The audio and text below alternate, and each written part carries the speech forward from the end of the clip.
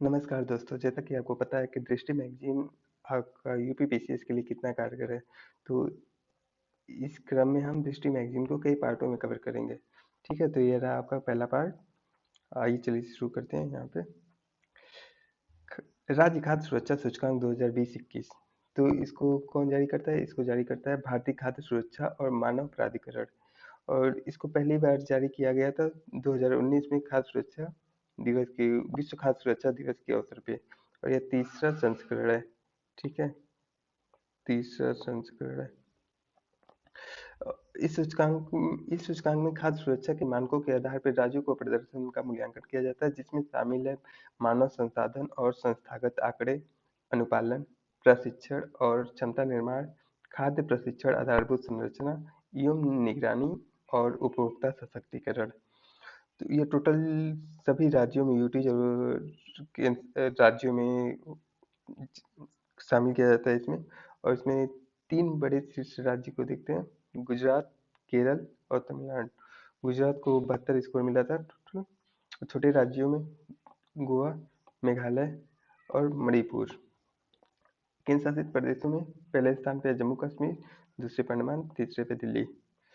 और इसमें आपको देखना है कि सूचकांक में सबसे निम्न स्थान प्राप्त करने वाले कौन है? छोटे राज्यों में मिजोरम को 8वां स्थान प्राप्त हुआ है, बिहार को 20वां स्थान प्राप्त हुआ और लक्षद्वीप को 8वां स्थान प्राप्त हुआ है। इस सूचकांक में बड़े राज्यों में उत्तर प्रदेश को 5वां स्थान प्राप्त हुआ, जो उस उसको टोटल 59 प्राप्तांक प्राप्त हुआ है। आते हैं अगले टॉपिक पे। रेलवे कौशल विकास योजना। रेलवे कौशल विकास योजना भारत के बेरोजगार युवाओं को रोजगार, क्षमता और उद्यमिता बढ़ाने के उद्देश्य से उन्हें विभिन्न व्यवसायों में तकनीकी प्रशिक्षण प्रदान करने के लिए एक कौशल विकास कार्यक्रम है। तो इसमें आपको याद करने की क्या जरूरत है? यह 17 दिसंबर 2021 को रेल संचार, इलेक्ट्रॉनिक एवं सूचना प्रौद्योगिकी मंत्री अश्विनी वैभव द्वारा रेलवे विकास योजना की शुरुआत की गई। यह योजना प्रधानमंत्री कौशल विकास योजना के तत्वाधान में प्रारंभ की गई। इस योजना की अवधि 3 वर्ष की है और इसमें 50,000 युवाओं को प्रशिक्षण प्रदान किया जाएगा।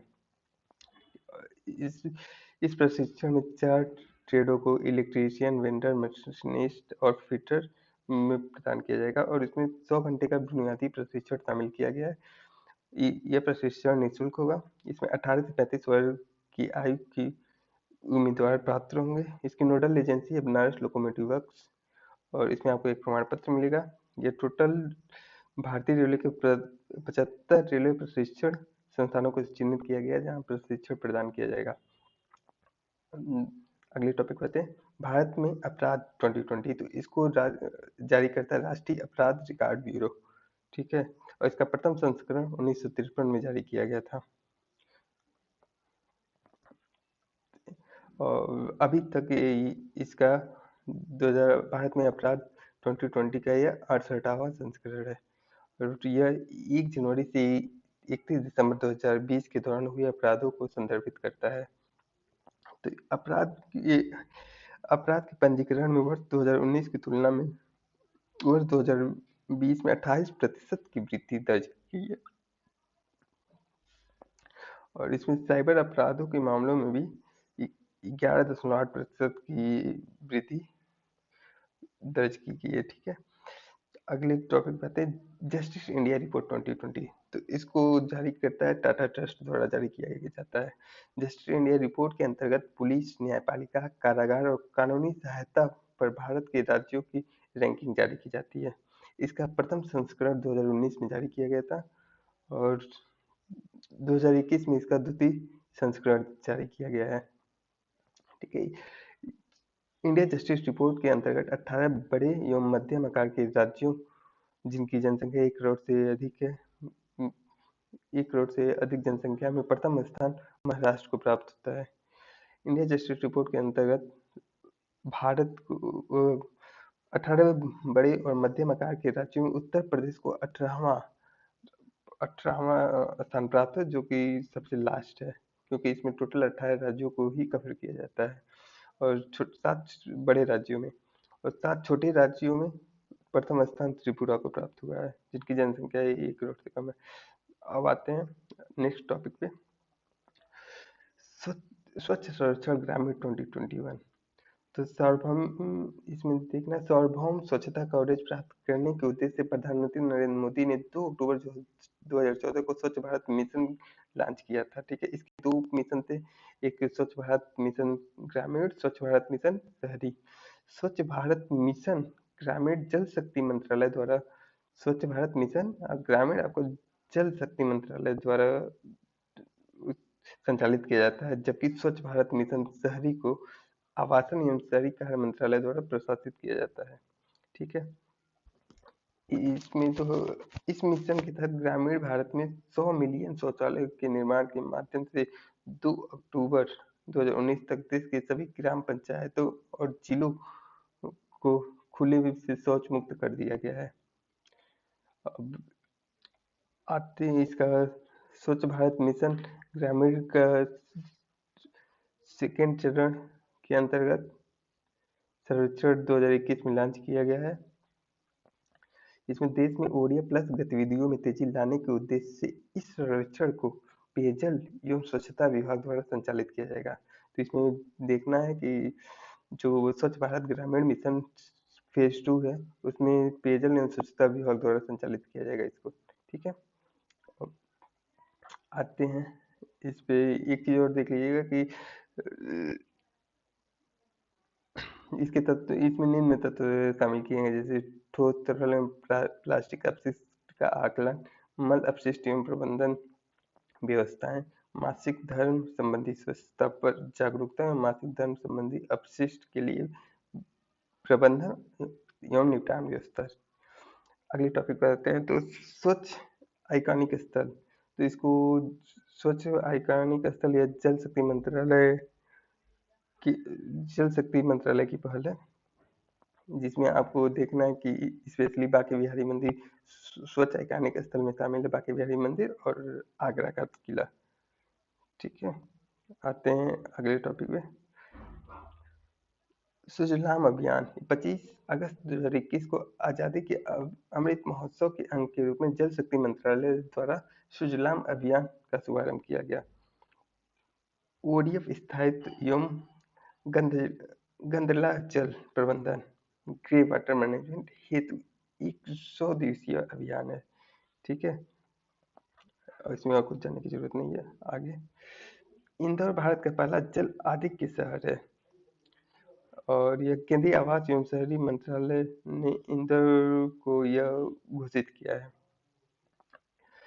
एक बात और जानने की बात है कि जैसे इंदौर को भारत के सबसे स्वच्छ शहर का दर्जा भी प्राप्त है, और वो यह दर्जा उसको लगातार चौथी बार मिला है। ठीक है, NIRF इंडिया रैंकिंग 2021, तो इसको केंद्रीय शिक्षा मंत्रालय के अंतर्गत नेशनल इंस्टीट्यूशन रैंकिंग फ्रेमवर्क की शुरुआत 29 सितंबर 2005 को की गई थी। NIRF देश भर में उच्च शिक्षा संस्थानों की रैंकिंग प्रदान करने की एक प्रणाली की रूपरेखा तैयार करता है। इंडिया रैंकिंग का प्रथम संस्करण 2016 में जारी हुआ था। ठीक है, और यह अब तक का 6वां संस्करण है। इसमें समग्र श्रेणी के साथ विश्वविद्यालय, कॉलेज एवं अनुसंधान संस्थानों की श्रेणी को भी रैंकिंग जारी की गई है। तो इसमें देखिए 7 विषय शामिल होते हैं। इंजीनियरिंग होता है, इंजीनियरिंग प्रबंधन, फार्मेसी, विधि, ला, चिकित्सा, वास्तुकला, दंत चिकित्सक। और 2021 में इंडिया रैंकिंग में पहली बार अनुसंधान संस्थान को भी रैंकिंग प्रदान की गई है। ठीक है, इंडिया रैंकिंग के तहत संस्थानों को मूल्यांकन मानदंड के विस्तृत के निम्नलिखित 5 विस्तृत समूह के आधार पर किया गया। तो उसमें शिक्षण, अधिगम एवं संसाधन, अनुसंधान एवं पेशेवर अभ्यास, स्नातक एवं परिणाम, पहुंच और समावेशी बोध। यह सर्वेक्षण देश भर के सरकारी और गैर सरकारी उच्च शिक्षण संस्थानों को शामिल किया गया है इसमें। तो इसमें देखिए पहला रैंक मिला IIT मद्रास को, दूसरा मिला है भारतीय विज्ञान संस्थान बेंगलुरु को, और इसमें देखिए IIT कानपुर और बनारस हिंदू विश्वविद्यालय वाराणसी को मतलब उत्तर प्रदेश के 2 यूनिवर्सिटियों को इसमें शीर्ष 10 में रैंकिंग मिली है। और वैसे देख लेते हैं तो शीर्ष 20 में अलीगढ़ मुस्लिम विश्वविद्यालय भी शामिल है। और आईआईटी कानपुर का स्कोर है 76.5। तो इसमें एक और देख लेते हैं कि विश्वविद्यालय श्रेणी में भारतीय विज्ञान संस्थान बेंगलुरु को प्रथम, जवाहरलाल नेहरू विश्वविद्यालय विद्यालय को द्वितीय और बनारस हिंदू विश्वविद्यालय को तृतीय स्थान मिला है। इंजीनियरिंग श्रेणी में प्रथम एवं द्वितीय स्थान क्रमशः आईआईटी मद्रास और आईआईटी दिल्ली को प्राप्त हुआ है। प्रबंधन श्रेणी में आईआईएम अहमदाबाद को प्रथम स्थान और आईआईएम बेंगलुरु को दूसरा स्थान। अखिल भारतीय आयुर्वेदिक संस्थान दिल्ली को चिकित्सा में शीर्ष स्थान पर प्राप्त हुआ। National law school of India university Bengaluru को विधि की श्रेणी में प्रथम स्थान प्राप्त हुआ और दंत चिकित्सा की श्रेणी में Manipal college of dental sciences Udupi Karnataka को प्रथम स्थान प्राप्त हुआ है। फार्मेसी में यह जामिया हमदर्द नई दिल्ली में है, इसको प्रथम स्थान प्राप्त हुआ और कॉलेज श्रेणी मिंडारा हाउस को प्रथम स्थान प्राप्त हुआ है। अनुसंधान संस्थानों की श्रेणी में भारतीय विज्ञान संस्थान बेंगलुरु को प्रथम स्थान प्राप्त हुआ है। आते हैं, देखिए ये कार्बी आंगलॉन्ग समझौता है तो इसको देखते हैं। कार्बी आंगलॉन्ग के मतलब ये कार्बी आंगलॉन्ग असम से समझौता है। इसमें कई जनजातियां हैं जैसे कार्बी, डिमासा, बोडो, कुकी, हमार, तिवा, गारो, मान, रेंगमा, नागा आदि जनजातियों का एक मिलन बिंदु है। ठीक है, इसमें यह देखना है कि यह 4 सितंबर 2021 को नई दिल्ली में मुख्यमंत्री अमित शाह, असम के मुख्यमंत्री कार्बी आंगलॉन्ग स्वायत्त परिषद के प्रतिनिधियों 5 उग्रवादी समूहों के प्रतिनिधियों के बीच कार्बी आंगलॉन्ग का समझौता संपन्न हुआ है। और कुछ इसमें जानने लायक है नहीं। चलिए, पूर्वोत्तर जिला सतत विकास लक्ष्य सूचकांक और डैशबोर्ड 2021, तो इसको देखते हैं।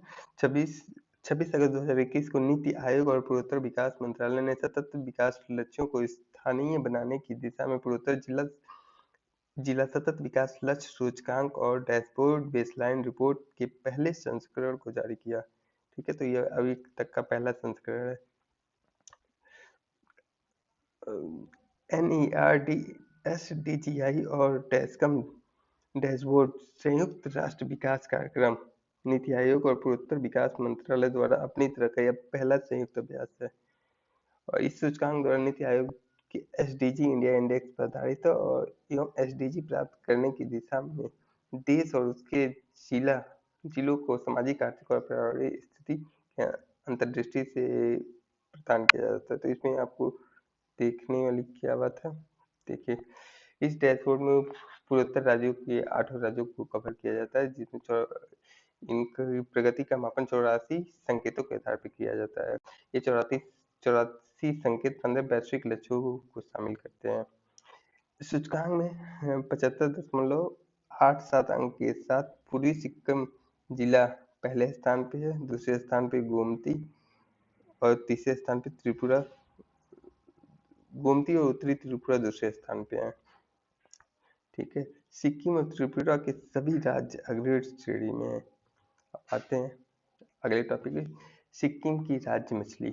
तो सिक्किम की राज्य मछली कापर मछली, जिसे स्थानीय में कैटली भी कहा जाता है, को राज्य मछली घोषित किया गया है। यह मछली मुख्यतः तीस्ता और रंगित नदियों में पाई जाती है और यह इसका आयुसीएन कैटेगरी इंडेंजर्ड है। अब आते हैं स्मार्ट सिटीज। इस भारतीय स्मार्ट सिटीज पुरस्कार 2020, तो इसकी घोषणा करता है केंद्रीय आवासन एवं शहरी मंत्रालय। ठीक, और इस पुरस्कार की घोषणा 3 परिवर्तनकारी शहरी मिशनों, स्मार्ट सिटी मिशन अमृत तथा प्रधानमंत्री आवास योजना शहरी की 6ठी वर्षगांठ के उपलक्ष्य में की गई है। ठीक है,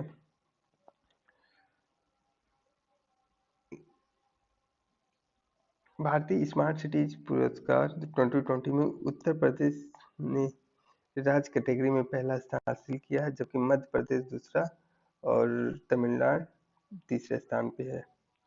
सिटी अवार्ड के संयुक्त विजेता के रूप में इंदौर और सूरत घोषित किया गया है, और केंद्र शासित में चंडीगढ़ को यह पुरस्कार अवार्ड का विजेता घोषित किया गया है। अहमदाबाद को स्मार्ट सिटी लीडरशिप अवार्ड प्राप्त हुआ है। इसके बाद वाराणसी और रांची क्रमशः दूसरे और तीसरे स्थान पर रहे हैं। Climate smart citizen assessment framework के तहत इंदौर, अहमदाबाद, पुणे, विजयवाड़ा, राजकोट, विशाखापट्टनम, पिंपरी चिंचवाड़ा, बड़ोदरा को शीर्ष प्रदर्शनकर्ता शहर है, जिसमें 4 स्टार की रेटिंग प्रदान की गई है। देखिए, राष्ट्रीय खाद्य तेल पाम मिशन, तो इसको देखते हैं। वर्ष 1986 में तिलहनों पर प्रौद्योगिकी मिशन की स्थापना ने देश में खाद्य तेल अर्थव्यवस्था के विकास में महत्वपूर्ण योगदान दिया।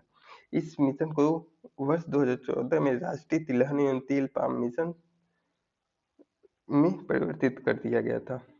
ठीक है, तो देखिए 18 अगस्त 2021 को प्रधानमंत्री की अध्यक्षता में केंद्रीय मंत्रिमंडल ने राष्ट्रीय खाद्य पाम तेल पाम मिशन की शुरुआत को मंजूरी दी। एक नई केंद्र प्रायोजित योजना के रूप में लांची इस मिशन के अंतर्गत पूर्वोत्तर क्षेत्र एवं अंडमान निकोबार द्वीप समूह को रूप में ध्यान केंद्रित किया गया है। तो इसमें 2025-26 तक 6.5 लाख हेक्टेयर अतिरिक्त क्षेत्र को आच्छादित करना और इसे बढ़ाकर 10 लाख हेक्टेयर करना है, और कच्चे ताड़ तेल क्रूड पाम ऑयल के उत्पादन को 2025-26 तक 11.2 लाख टन और वर्ष 2029-30 तक 28 लाख टन तक पहुंचाना है। बस और कुछ नहीं। जलियांवाला बाग शताब्दी स्मारक पार्क, तो जलियांवाला बाग राष्ट्रीय स्मारक अधिनियम 1951 के माध्यम से जलियांवाला बाग को एक राष्ट्रीय स्मारक घोषित किया गया है। ठीक है, और जलियांवाला बाग हत्याकांड हुआ था 13 अप्रैल 1919 को, और इसको 100 वर्ष पूरा हो गया है। और जलियांवाला बाग शताब्दी स्मारक पार्क के उद्घाटन कैप्टन अमरिंदर सिंह ने किया है, पूर्व मुख्यमंत्री। इस पार्क की स्थापना पंजाब के अमृतसर जिले के रणजीत एवेन्यू स्थित अमृत आजाद पार्क में की गई है। और मुख्यमंत्री ने गुरु नानक देव विश्वविद्यालय में जलियांवाला बाग पीठ की स्थापना की घोषणा की थी, तो ये बहुत पहले हो गया था। प्रधानमंत्री उज्ज्वला योजना 2.0, 1 मई 2016 को स्वच्छ ईंधन बेहतर जीवन के नारे के साथ प्रधानमंत्री उज्ज्वला योजना का शुभारंभ बलिया उत्तर प्रदेश से किया गया था। ठीक है, तो इसमें क्या है कि 5 करोड़ महिलाओं को मुफ्त एलपीजी कनेक्शन उपलब्ध कराया गया था। और वर्ष 2018 में इस योजना का विस्तार कर इसके अंतर्गत 7 और श्रेणियों महिलाओं की अभ्यर्थियों को शामिल किया गया था। इसमें निम्नोक्त मतलब अनुसूचित जाति, अनुसूचित जनजाति, प्रधानमंत्री आवास योजना, ग्रामीण अंत्योदय अन्न योजना, अन्य पिछड़ा वर्ग, चाय पकाने से संबंधित जनजाति, वनवासी, द्वीपीय क्षेत्र एवं नदी द्वीपों में निवास करने वाले। तो इसके साथ एलपीजी कनेक्शन उपलब्ध कराने के लक्ष्य को संशोधित कर 8 करोड़ कर दिया गया था। 7 सितंबर 2019 को प्रधानमंत्री ने 8वां करोड़ एलपीजी कनेक्शन औरंगाबाद महाराष्ट्र में वितरित किया है। 10 अगस्त 2021 को प्रधानमंत्री उज्ज्वल योजना 2.0 का शुभारंभ किया। यह शुभारंभ उत्तर प्रदेश के महोबा जिले से किया गया है, यह वर्चुअल था। 2021-22 के केंद्रीय बजट में पीएमयूआई प्रधानमंत्री उज्ज्वल योजना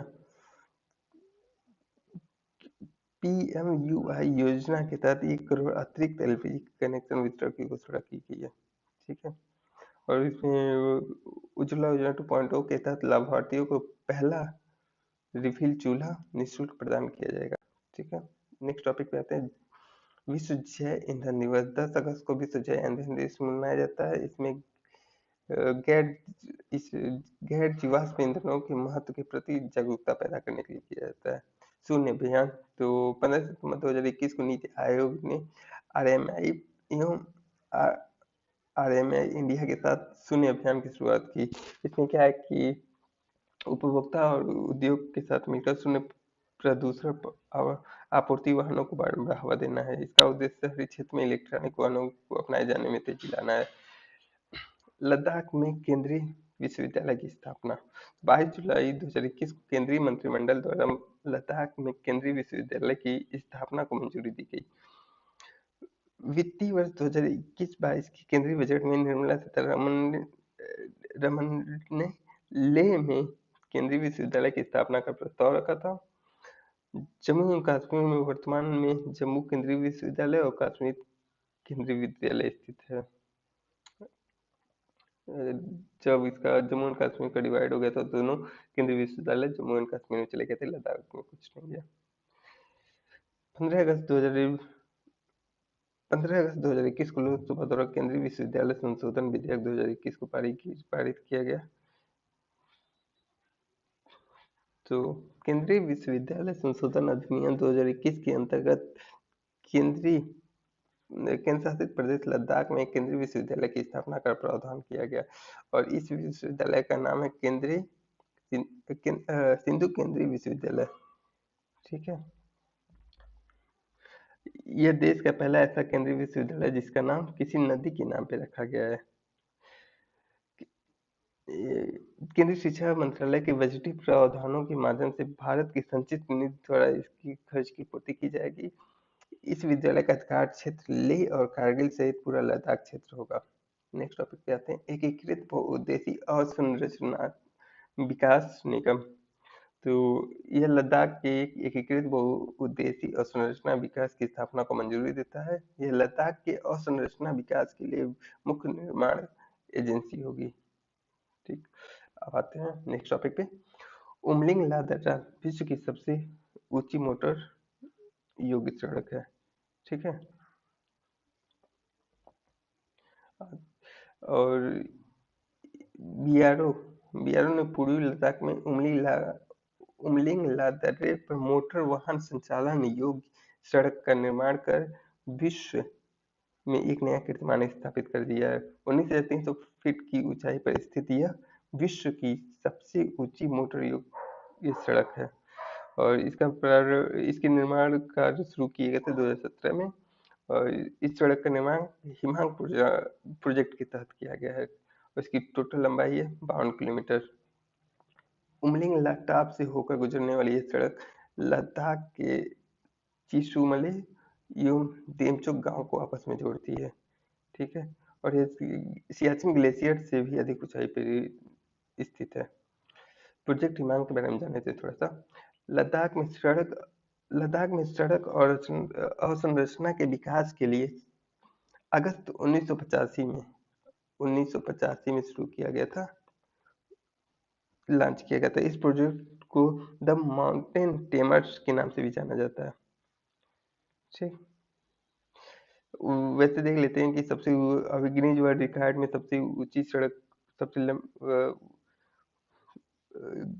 गिनीज वर्ल्ड रिकॉर्ड के अनुसार पैन अमेरिकन हाईवे विश्व की सबसे लंबी मोटर योग्य सड़क है। ठीक है, सबसे लंबी है, सबसे ऊंची नहीं, ध्यान रखिएगा। लद्दाख का राज्य पशु हिम तेंदुआ और राज्य पक्षी ब्लैक नेक क्रेन है, काली गर्दन वाली सारस है। ठीक है, हिम तेंदुआ को IUCN देख लेते हैं, ये फंडेबल है और भारत सरकार ने 2019 में प्रोजेक्ट स्नो लेपर्ड भी लॉन्च किया था जो हिम तेंदुआ एवं उसके आवास को सुनिश्चित करता है। 23 अक्टूबर को विश्व हिम तेंदुआ दिवस मनाया जाता है और IUCN के रेड लिस्ट में काली गर्दन वाले सारस को नियर थ्रेटेंड माना गया है, वर्गीकृत किया गया है। काली गर्दन वाले सारस लद्दाख के चांगथांग क्षेत्र में पाए जाते हैं। नेक्स्ट टॉपिक पे आते हैं। ई रूपी एक नया डिजिटल भुगतान साधन है। तो इसे हाल ही में प्रधानमंत्री ने वीडियो कॉन्फ्रेंसिंग के जरिए से लॉन्च किया था। यह एक विशिष्ट एक डिजिटल भुगतान समाधान है। यह डिजिटल भुगतान हेतु एक नकद रहित और संपर्क रहित साधन है। ठीक है, तो ई रूपी का विकास किया था NPCI ने भारतीय राष्ट्रीय भुगतान निगम द्वारा किया गया है। ई रूपी के विकास में वित्तीय सेवाएं विभाग, केंद्रीय वित्त मंत्रालय, स्वास्थ्य एवं परिवार कल्याण मंत्रालय तथा राष्ट्रीय स्वास्थ्य प्राधिकरण की प्रमुख भूमिका रही है। ठीक है। और एनपीसीआई ने 14 बैंकों के साथ साथ दहेज जारी की है, इतना याद रखिएगा। मूलतः ई रूपी एक डिजिटल वाउचर है जो लाभार्थी उपयोगकर्ता को उसके फोन पर एसएमएस या क्यूआर के द्वारा प्राप्त हो जाएगा। यह एक प्रीपेड वाउचर होता है। यह भुगतान साधन उपयोगकर्ता को कार्ड, डिजिटल भुगतान ऐप या इंटरनेट बैंकिंग के बिना ही सेवा प्रदाता को भुगतान करने में सक्षम बनाता है।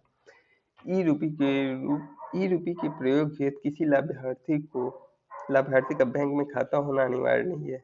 तो इसमें कोई जरूरी नहीं है कि बैंक में खाता हो। यह एक ऐसी विशेषता है जो अन्य डिजिटल भुगतान माध्यमों से अलग करती है। ई रूपी ई रूपी कल्याणकारी सेवाओं की आपूर्ति सुनिश्चित करने की दिशा में एक क्रांतिकारी पहल है और ई रूपी डायरेक्ट बेनिफिट ट्रांसफर की प्रणाली को सुदृढ़ करने और उसे अधिक पारदर्शी बनाने में महत्वपूर्ण भूमिका निभाएगा। ठीक है। इसके द्वारा एक आसान इसमें एक दो चरणों वाली प्रक्रिया के माध्यम से संपर्क रहित भुगतान को सुनिश्चित किया जाएगा, जिसमें व्यक्तिगत जानकारी की को साझा करने की जरूरत नहीं होगी। ऐसे उपयोगकर्ता जिनके पास स्मार्टफोन नहीं है वो भी ई रूपी का प्रयोग कर सकते हैं। इंटरनेट कनेक्शन रहित स्थानों पर भी इसका उपयोग किया जा हो सकता है। इसमें सबसे बड़ी बात जानने वाला क्या है कि ई रूपी भारतीय रिजर्व बैंक द्वारा प्रस्तावित भविष्य की डिजिटल मुद्रा सीबीडी से अलग है। सीबीडी भविष्य में जारी होने वाला एक डिजिटल मुद्रा है। ठीक है। और ई रूपी भारतीय एनपीसीआई द्वारा जारी किया गया एक डिजिटल वाउचर है। इस चीज को ध्यान रखिएगा। नेक्स्ट टॉपिक पे आते हैं, सहकारिता मंत्रालय का गठन। तो इसकी घोषणा 2021-22 के बजट में वित्त मंत्री ने सहकारिता को बढ़ावा देने की बात कही थी और कृषि एवं किसान मंत्रालय के अंतर्गत कृषि सहकारिता एवं किसान कल्याण विभाग कार्यरत था, जिसे अब अलग कर दिया गया है। तो 6 जुलाई 2021 को केंद्र सरकार ने सहकार में समृद्धि एवं विजन को साकार करने के लिए एक प्रथम मंत्रालय नामतः सहकारिता मंत्रालय का गठन किया। इस मंत्रालय का कार्यभार अमित शाह को सौंपा गया, जबकि बीएल शर्मा को सहकारिता मंत्रालय का में राज्य मंत्री नियुक्त किया गया है। ठीक है। इसमें यह मंत्रालय देश में सहकारिता आंदोलन को मजबूत करने के लिए एक अलग प्रशासनिक, कानूनी और नीतिगत ढांचा प्रदान करेगा। यह मंत्रालय सरकारी समितियों के लिए ईज ऑफ डूइंग बिजनेस की प्रक्रिया को कारगर करने और बहुराज्य सरकारी समितियों के विकास को सक्षम बनाने के लिए कार्य करेगा। सहकारिता के महत्व को बढ़ावा देने के लिए संयुक्त राष्ट्र महासभा ने वर्ष 2012 में सहकारिता को अंतर्राष्ट्रीय वर्ष घोषित किया था। ठीक है। अंतर्राष्ट्रीय सहकारिता दिवस प्रति वर्ष जुलाई माह के प्रथम शनिवार को मनाया जाता है और 2021 में 3 जुलाई को सहकारिता दिवस मनाया गया है। लोक उद्यम विभाग को वित्त मंत्रालय से जोड़ दिया गया है और वित्त मंत्रालय में टोटल 6 विभाग हो गए हैं। तो 6 विभागों को देख लेते हैं। आर्थिक कार्य विभाग, व्यय विभाग, राजस्व विभाग, निवेश एवं लोक संपत्ति प्रबंधक विभाग, वित्त विभाग, लोक उद्यम विभाग और साथ ही अब भारी उद्योग एवं लोक उद्यम मंत्रालय को अब भारी उद्योग मंत्रालय के रूप में परिवर्तित कर दिया गया है। ठीक है। तो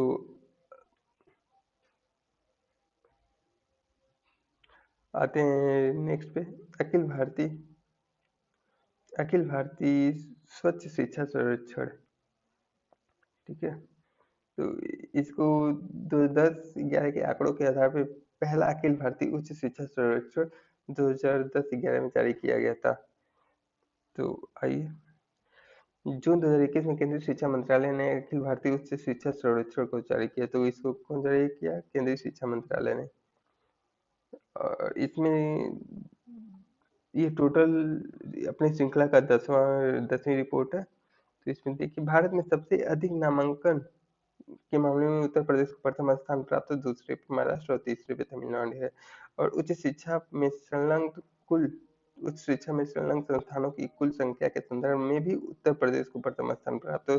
दूसरे स्थान पे महाराष्ट्र है और तीसरे स्थान पे कर्नाटक है। और अखिल भारतीय स्तर पर वर्ष 2019-20 में उच्च शिक्षा में छात्र शिक्षक अनुपात टोटल 26 था। ठीक है। और उच्च शिक्षा में विदेशी छात्रों का प्रतिनिधित्व के सबसे ज्यादा नेपाल को है, उसके नेपाल का, उसके बाद अफगानिस्तान, फिर बांग्लादेश। तो सीओ वाटर मैंडेट, तो इसको देख लेते हैं।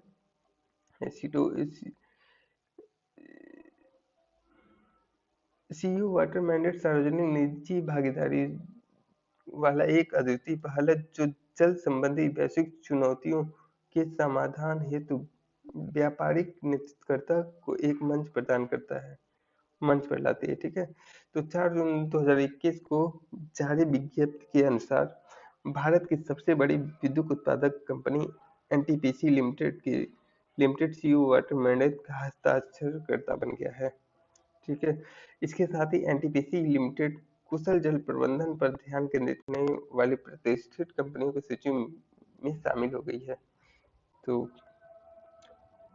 और इसके साथ ही एक जल जयपुर राजस्थान और सृष्टि लाइफ साइंस बड़ोदरा गुजरात भी सीयू वाटर मैंडेट के हस्ताक्षरकर्ता बन गई है। ठीक है। अब तक सीयू वाटर मैंडेट को विश्व की कुल 203 कंपनियों का समर्थन प्राप्त है।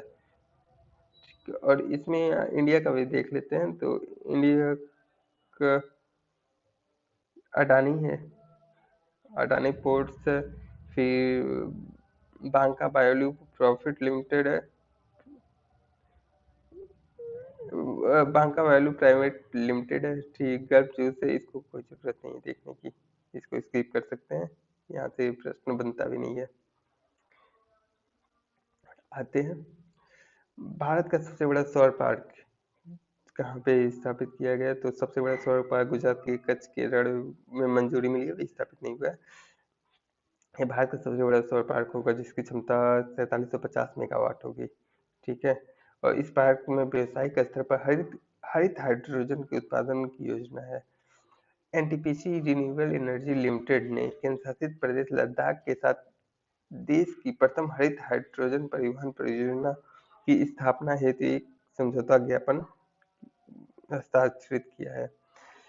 एनटीपीसी ने विशाखापट्टनम आंध्र प्रदेश में आंध्र प्रदेश में स्थित सीमाद्री ताप विद्युत संयंत्र के जलाशय पर भारत के सबसे बड़े तैरती ऊर्जा संयंत्र की स्थापना की है। तो ये कहाँ की है? विशाखापट्टनम में, आंध्र प्रदेश में, सीमाद्री ताप विद्युत के जलाशय में। ठीक है। और इसके अतिरिक्त भी देख लेते हैं, जैसे तेलंगाना के रामाकुंडम में एनटीपीसी द्वारा 100 मेगावाट क्षमता के तैरती सौर ऊर्जा संयंत्र की स्थापना की घोषणा की गई है। ठीक।